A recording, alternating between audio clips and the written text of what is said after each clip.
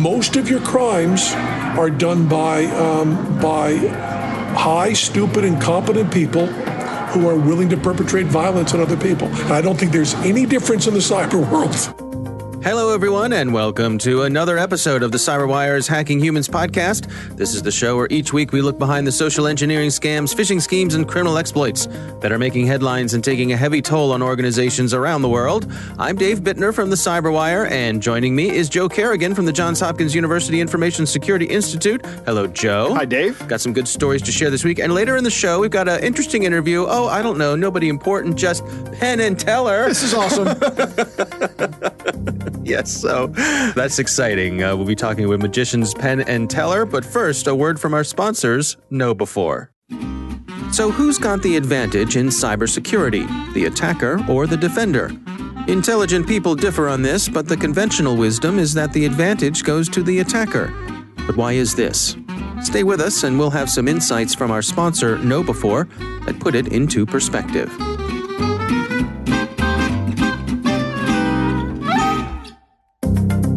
And we are back. I'm going to kick things off for us this week, Joe. I got a story came by from The Guardian. This is written by Hillary Osborne. The title is Revealed: Fake Traders Allegedly Prey on Victims in Global Investment Scam.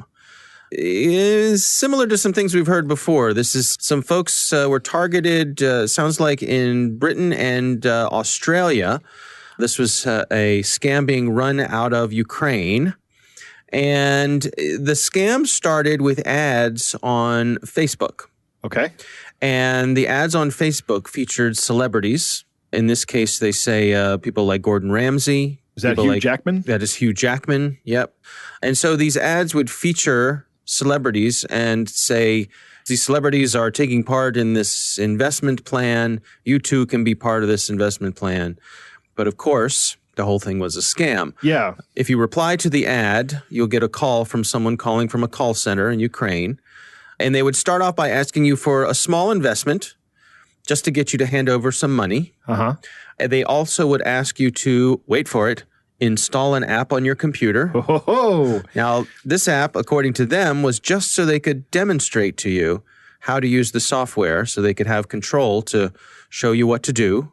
Okay. But of course, there was a lot more going on. They would have complete control of your computer. Right. And the scammers would use that control to take control of your bank account. Interesting. Yeah. My favorite part of this one so far is that they ask you for some money up front, and then once you've given that money, then they install the malware. Yeah, I don't know that it's that order of operations every time, but it definitely seems as though they started off asking for a small bit of money to kind of set the hook. Yes. And get you going. That's actually very powerful. You know, it's that sunk cost fallacy kicking in, right? It's very easy to use incrementalism to just kind of continue to get people along once they've sunk a little bit of money into something. Yeah. So what would happen next is once they had invested some money, they would log into their account with this investment firm. And of course, it's all fake. Right. They would log in and it would show that they had made a lot of money. For example, an investment of 2,000 pounds would come back showing that it was now worth 35,000 pounds. Almost like OneCoin. Yeah. So the problem was when they wanted to withdraw the money, one person said that the trader told him he could only access his money if he paid more than 1,000 pounds in bank fees and commissions. And then I'll bet the money still doesn't come. Right. Others said that they were told their withdrawal was pending, but they never saw their returns. Now, this was all revealed by a whistleblower, someone who worked in this organization. Really? Uh-huh. And this person worked in the second tier. So once these guys took your money, someone else would call from within the organization claiming to work for a different organization that was going to help you get your money back. And they just needed an upfront fee. Yeah, this is the follow-on scam. Yes. Right. Yes. So they would claim to be from a completely different organization, and they were here to help you. Right. Get your money back. But of course, they were just getting another scam. More money from you. Right. Yeah. This whistleblower revealed some internal notes from within the organization. There was one where they described speaking to a 67-year-old Swedish victim who sold her home to pay, had no money, crying. She told the people, "I can't pay the rent or buy food. I feel as though I have no life." So this person's conscience got to him. And it's also possible that the people who were paid for this to be part of this scam were not aware that they were part of a scam.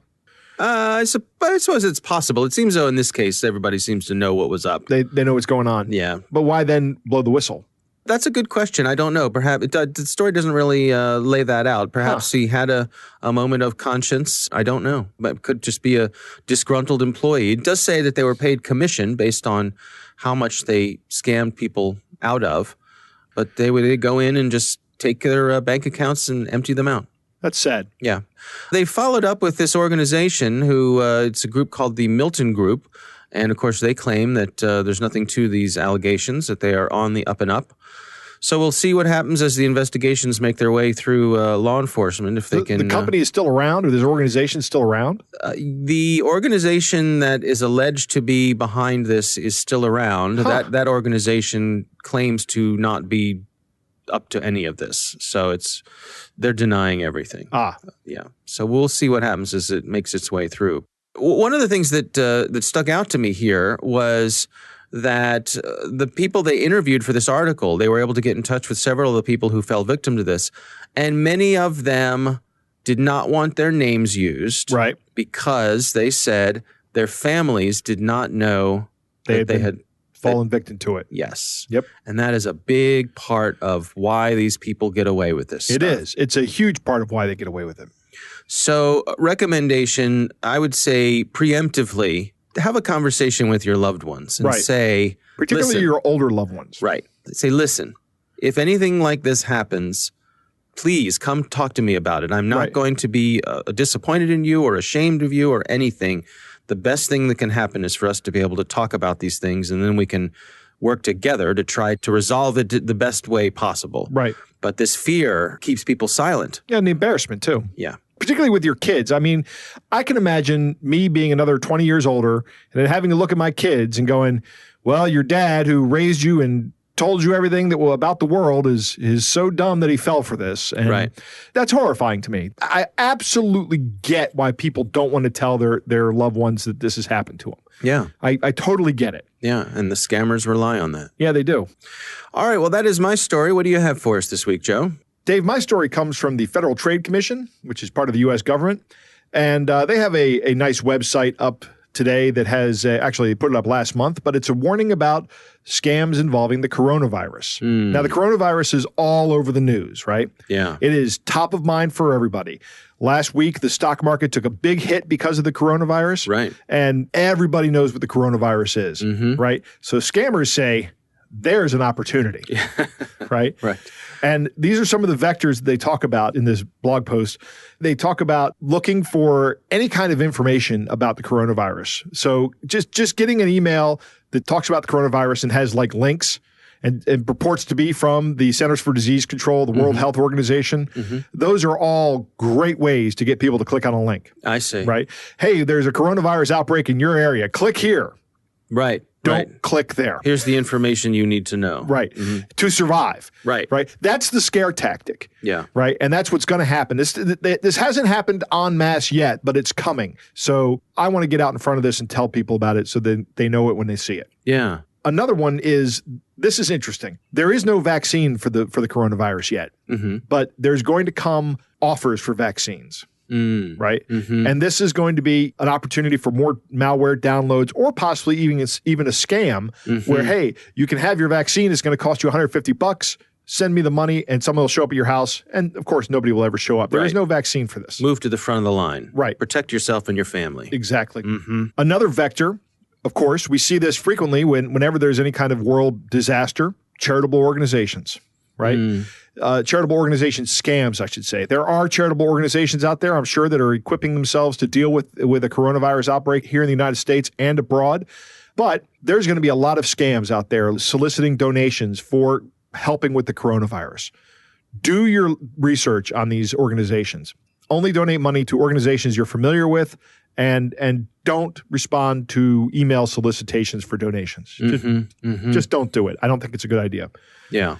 Yeah. There's also, I have a friend who used to work with a lot of these nonprofits. She was trained in emergency responses, disaster response, and so forth. And she made the point to be sure to check with these organizations for what they really need before you start sending them things. Yes. The example was whenever there's a disaster like this, these folks end up with shipping containers full of teddy bears that no one can use. Yeah.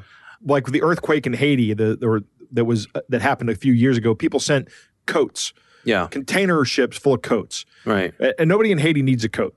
Oh, I see. Right. It's the wrong climate. Right. Yeah. So check with them. And my understanding is that most of the time what they need most is money. Right. And then they can use that money for the best things that they can use that money for. Exactly. And that's true because money is easier to move than supplies. Yeah. Right? Yeah. And that's interesting that you point that out because that's really what these scammers are after too. Mm-hmm. So it does have a legitimate purpose for the charities and for the nonprofits that are doing this. Right. But you've got to be careful about who you're giving your money to. Yeah, absolutely. And you and I are sitting here saying, don't send anything that they don't need, send the money. That's probably what they need the most. But at the same time, the scammers are going to be going after that. Yeah. It's sad.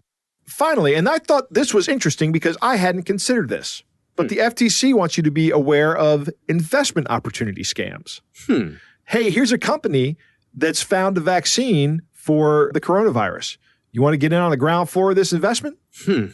That's going to make millions, right? You think, anyway. I hadn't even considered this as a vector. Right. But the FTC has. So pretty clever, I think. Right. Yeah. Some pharmaceutical company spinning up. Now's your chance to get in on the ground floor. Right. Exactly. This is going to be a global thing. We're all going to get rich. We're all going to make billions. Yeah. Absolutely. Because everybody's going to need to get a coronavirus vaccine. There are 7 billion people in the world. That's a lot of money. Oh, man. Yeah. All right. Well, it's a good resource here from the FTC. Yes. We'll have a link to that in the show notes. It is time to move on to our catch of the day. Joe, you brought us our catch of the day this week. It's a little unusual story here. Can you give us the background? Okay, so you're aware that I have my personal comedy podcast. Yes. Things Joe Hates, right? Oh, it's comedy, is it? Thanks, Dave. It's essentially angry old man yells in a microphone while wife and future son-in-law make fun of him. I see. Way to sell it, Joe. Right. Way to sell it. All right. And I guess, can you guess which role I play? So the producer on that show actually is my daughter's fiance. His name is Jake. And one of Jake's hobbies is he is big into football, and he's also a software developer. So he got together with some guys, and they developed this game, this football simulation game. And as part of the simulation game that they built, they also put a wiki on how to use it together, using the Wikimedia standards. Okay. Right? However, whenever you stand up a wiki, you run the risk of being found by some bot engine. And that's exactly what happened to this wiki. And these bots came in to this wiki. They defeated the CAPTCHA, right, which is apparently trivial to defeat. And they created 15,000 accounts on this wiki. Okay. Now, when they create these accounts, they actually put text into the user page of the accounts. And Jake saved some of these for us. So I have them here, a few of the select ones with some highlighted ones. Some of them are short. Some of them are very long. We're not going to read all of it, but it's hilarious because it's obviously just cut from web pages and then pasted into these bot engines, which in turn loaded into the Wikimedia server. And what's the point? Why are they doing this? They're doing this for spam, I think, because they have links in here to adult sites, and other things. Right. They may also be using it for some other future capability. They may be using it for denial of service with some cross-site scripting.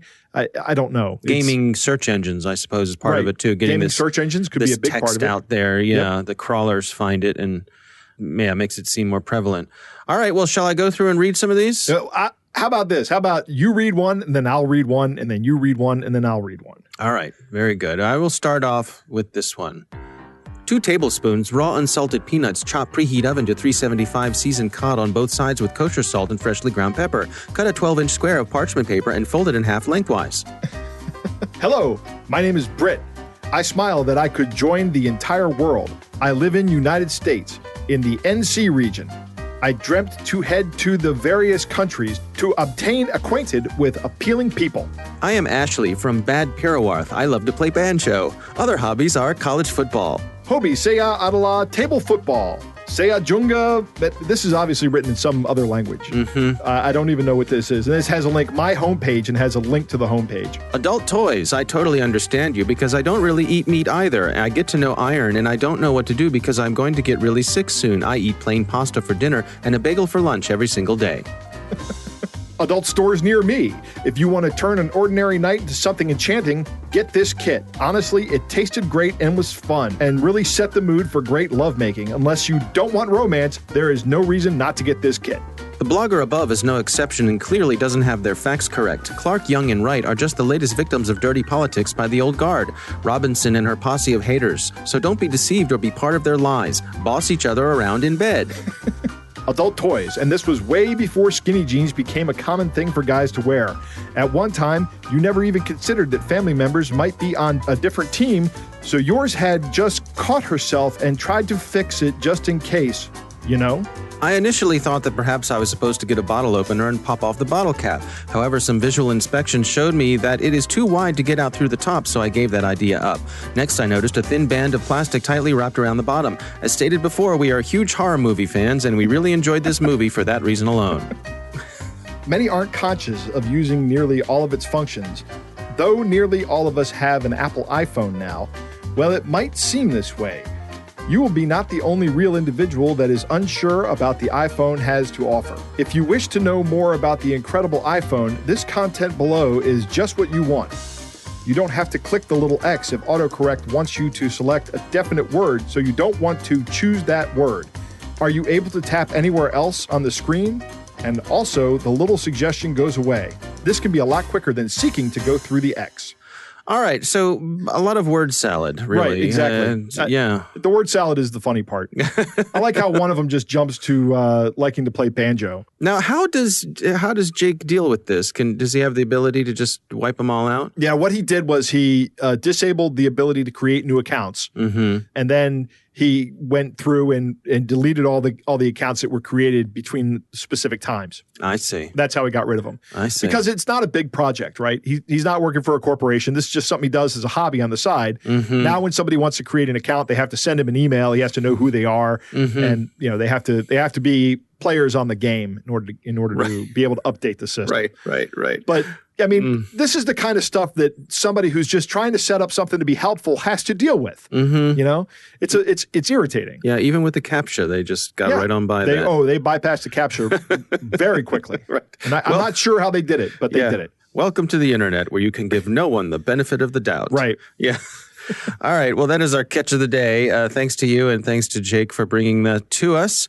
Coming up next, the conversation I recently had at the 2020 RSA conference with magicians Penn and Teller. But first, a word from our sponsors, Know Before. Now let's return to our sponsor's question about the attacker's advantage. Why do the experts think this is so? It's not like a military operation where the defender is thought to have most of the advantages. In cyberspace, the attacker can just keep trying and probing at low risk and low cost, and the attacker only has to be successful once. And as Know Before points out, email filters designed to keep malicious spam out have a failure rate of over 10%. That sounds pretty good. Who wouldn't want to bat nearly 900? But this isn't baseball. If your technical defenses fail in 1 out of 10 tries, you're out of luck and maybe out of business. The last line of defense is your human firewall. You can test that firewall with Know Before's free phishing test, which you can order up at knowbefore.com/fishtest. That's knowbe4.com/fishtest. So, Joe, I was recently at the 2020 RSA conference, big cybersecurity conference out in San Francisco. And one of the highlights of the conference was they brought in Penn and Teller to do some of their magic for the attendees. Awesome. They actually did a special magic trick that had to do with cybersecurity and passwords and that sort of stuff. So it was great fun. But when we got word that they were coming, we reached out and asked, as media partners with RSA for the conference this year, would Penn and Teller be willing to spend a few minutes talking to us about social engineering and scams and things like that. And wouldn't you know, they went for it. That's great. So, Dave, I have never truly been jealous of you until this. I've generally tried to be happy for people when this kind of things happens, but I must confess, I am jealous that I wasn't there for this. Well, we had a good time. They gave us a few moments before they were ready to go on to do their show. We were back in the green room as they were preparing to go on and do their show. So here's my conversation with Penn and Teller. When you're doing a con one-on-one, or even conning in a pyramid scheme a few thousand, there's some sort of investment to get over the hump, whether that's having to expose yourself to possibly being busted. But the thing about phishing scams is you can send out 100 million emails, and all you have to do is hit your most vulnerable. So whereas someone who's doing a pigeon drop scam or any of these get-rich-quick scams, or even paving your driveway scams, or any of that, you have to find an older person in their home. You have to go there. You might be bumping into an ex-law enforcement person who's aware of this stuff. There's a lot of risk when you're sending out hundreds of millions of emails. You don't need to get close to 1/100th of 1% to be able to hit. So you can dumb them down tremendously to protect yourself. You don't want to get someone on the hook who is at all savvy. Right. So the difference in numbers changes the whole con thing. Although it does come down to, and you don't want to overstate this because you end up blaming the victim for the crime, which is always a mistake. Right. But it does come down to something for nothing. And you have to be very careful of that. You're not going to be offered the deal that's something for nothing. And it's very hard to remember that because it's very seductive. But once again, I don't want to get close to blaming the victim for the crime. We do that so easily in scams, going, these people that fall for this are stupid, or these people. I mean, there's a small step from there to, she shouldn't have been dressed like that walking on the street. It's a small step to that, and it's deeply, deeply immoral. Yeah. Do you feel as though with the perspective that you have, with the knowledge that you have, I'm imagining if you're walking down the street and you see someone doing a shell game, what the mechanisms that are going on, you can watch that from a different point of view than me. No, because that's part of the lie.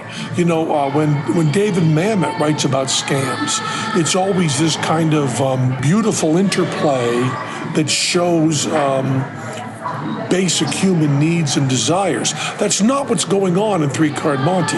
If Teller and I were to go up and know every single move and be able to see the move, which we couldn't do anyway, but let's postulate that we could see the move and therefore be able to make the bet and stop them from doing the turnover and stop all of that. There are 6 people working that scam, and they will pull you in the back alley, beat you up, and take your money. I see. It is not someone outsmarting you at a game.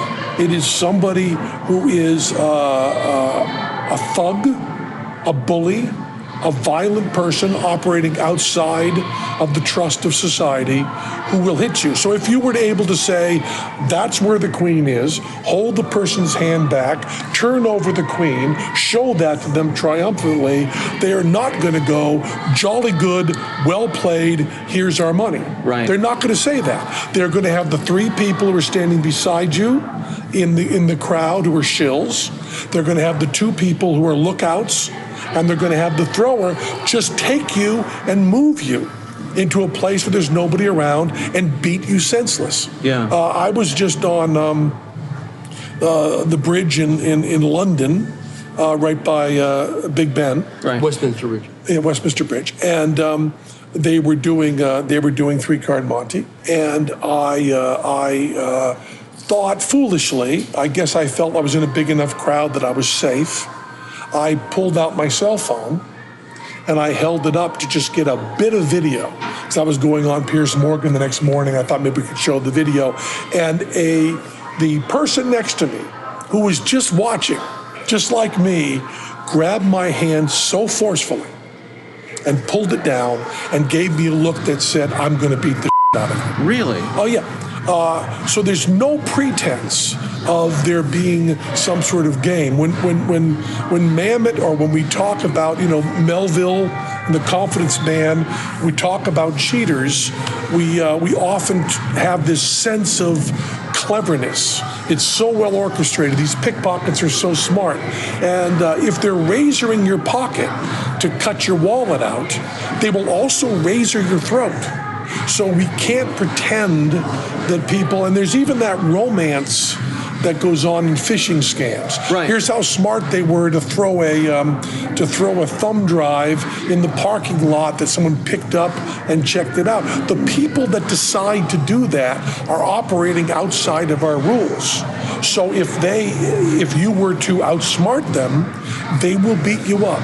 And I have a very strong feeling about this, because especially in Magic, there's this sensibility of, this card cheat, his moves are so perfect. They're so beautiful. They're actually more skilled. Right. That is a lot like saying that a rapist is good sexually. It's ignoring the most important thing, which is that this is a crime. Rapists are not good at sex, and con men are not good at cards. They are doing an immoral, terrible thing. But is it fair to dismiss what might be a certain level of craft? They've become good at it through practice. Yes? I think the craft, you'll always see this stuff like, pickpockets. Right. They're so good and so quick at the handoffs. Yes, compared to someone doing it for the first time, not compared to the Olympic relay team. Right.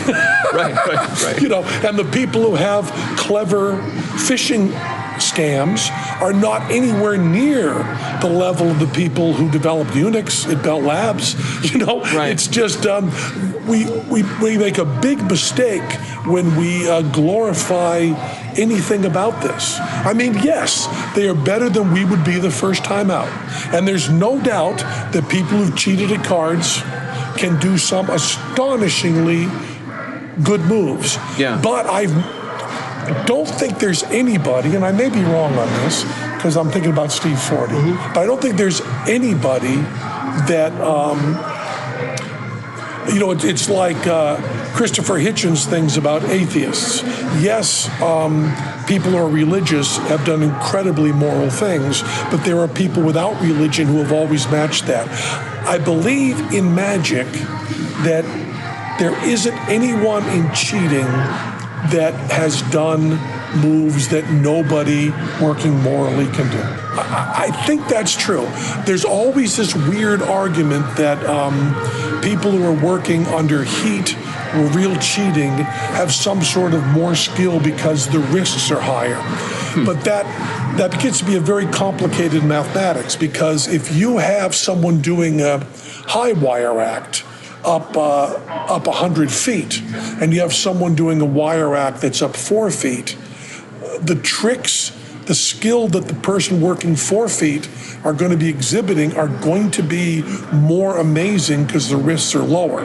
You have to figure the risks in order to get that.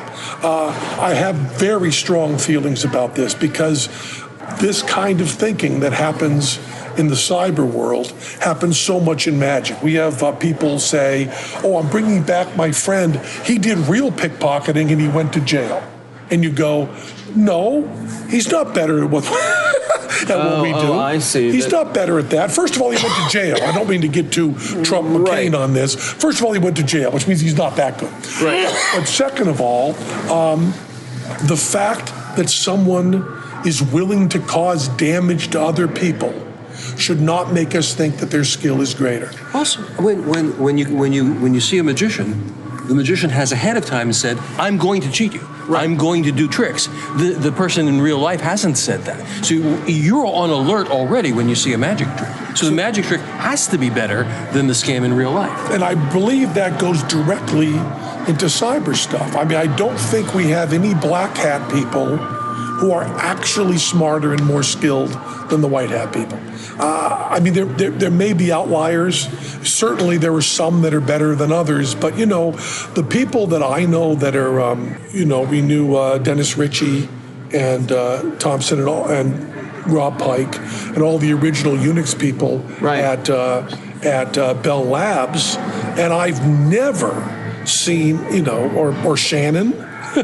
we haven't seen a Shannon or a Rob Pike on the side of the bat. The reason they get elevated is because they're carving out the morality.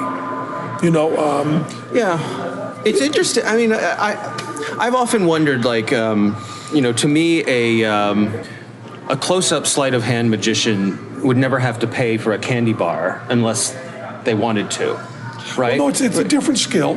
It's a different. But you understand what my point the point is that you choose. No, everybody chooses. Right. You do not have to pay for a candy bar.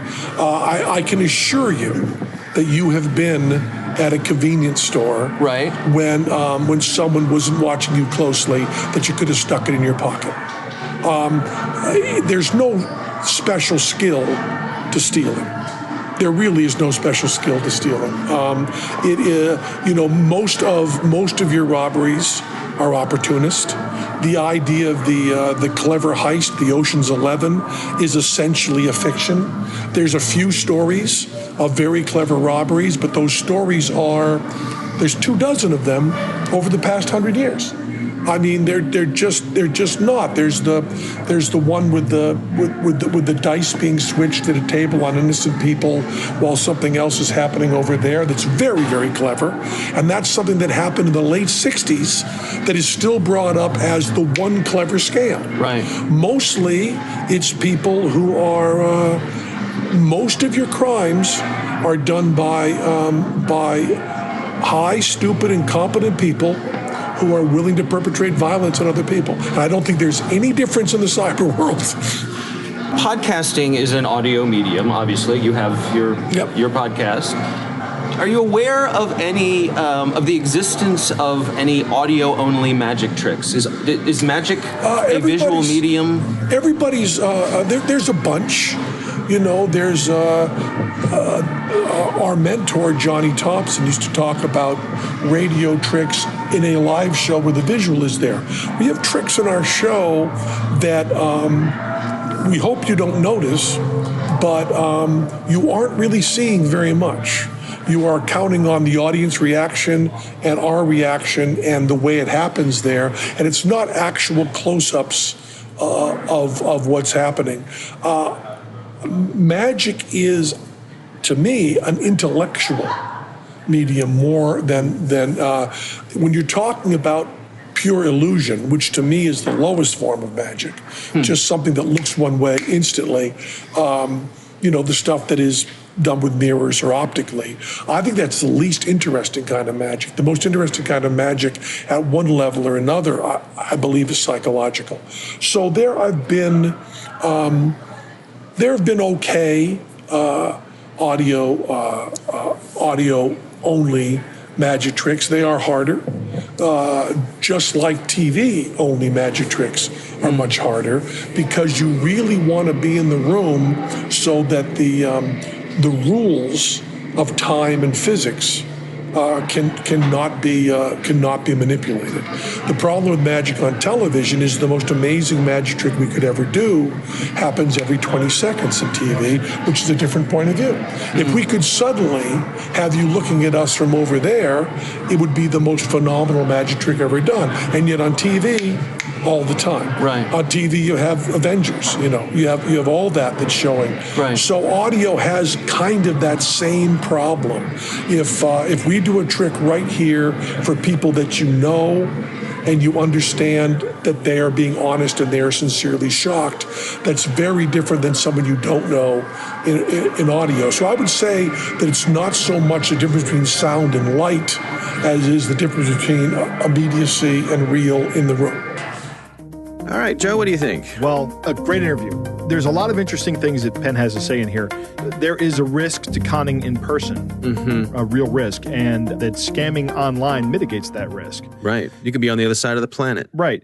I also find it interesting that three-card Monte really is a dangerous game, it seems. right? And at the root of everything, we're still talking about a brute force situation. In a lot of my analysis work, I think brute force still has a very large role to play, particularly when it comes to cracking passwords. And what Penn was talking about when he was at a three-card Monte game in England, and he came very close to upfront and personal with the brute force nature of the game. Right. These guys are not these elegant cheats. They're going to use brute force if they have to, right? It's available to them. One of the things he said was the scams typically come down to one thing, and that's the something for nothing. Right. And it's hard to remember that because it's so seductive. That's absolutely true. It's very hard for us to keep that in mind, that there's always something that you're going to have to pay if you want to get something. Right. And I'm also glad to hear Penn's statement on victim blaming. Yeah. That, we shouldn't be blaming the victims. These people are victims of criminals who took advantage of them. Right. His statement on these hackers not being the best and the brightest, I have known some very, very, very good reverse engineers and pen testers. And invariably, those people have worked for legitimate companies that contract out with people to do this. And I agree. I think these people are actually better at what they do because they get to do it longer and more often for legitimate money. So even if you just look at it as a skills game, if you have the opportunity to repeatedly try to break into places because that's what you're contracted to do, and you're not going to go to jail for that, then you're going to get better at it than anybody who does get caught. Yeah. Right? Because they're going to go to jail and they're not going to get much better at it. Yeah. Interesting also how he pointed out, I think accurately, that this myth of the criminal mastermind, it's good for movies and TV shows and so forth, but most of the time in real life, that's not how it works. That's not how it is. Yeah. There are no Bond villains out there. Right. They're all actually running their own companies. Like maybe Jeff Bezos is a Bond villain who figured out something that worked and legitimately went out and made billions, right? Right. When you guys were talking about stealing the candy bar, that made me think of something. We all play by the rules because we know it's better if everyone does, right? We are part of this unwritten social contract that, if I know that if I continually go into a store and shoplift, even if I don't get caught, it's going to make it harder for that store to do business. Yeah. And then that store may not be there. It's also going to make items more expensive for people. And there's a whole list of reasons why you don't do it. But in high crime areas, stores just don't go in there because they can't operate and make a profit. Yeah. So again, thanks so much to Penn and Teller for taking the time for us. They were very generous. Also, a special thanks to our producer, Jennifer Iben, for making it happen. She did a lot of work behind the scenes to coordinate that interview. And I have to say, it was a real thrill for me to get to spend time with them. Big fan of Penn and Teller for a long time. Well, that is our show. We want to thank all of you for listening. And of course, we want to thank our sponsors at KnowBe4. They are the social engineering experts and the pioneers of new school security awareness training. Be sure to take advantage of their free phishing test, which you can find at knowbe4.com/fishtest. Think of KnowBe4 for your security training. Thanks to the Johns Hopkins University Information Security Institute for their participation. You can learn more at isi.jhu.edu. The Hacking Humans podcast is proudly produced in Maryland at the startup studios of Data Tribe, where they're co-building the next generation of cybersecurity teams and technologies. Our coordinating producer is Jennifer Iben. Our executive editor is Peter Kilpie. I'm Dave Bittner. And I'm Joe Kerrigan. Thanks for listening.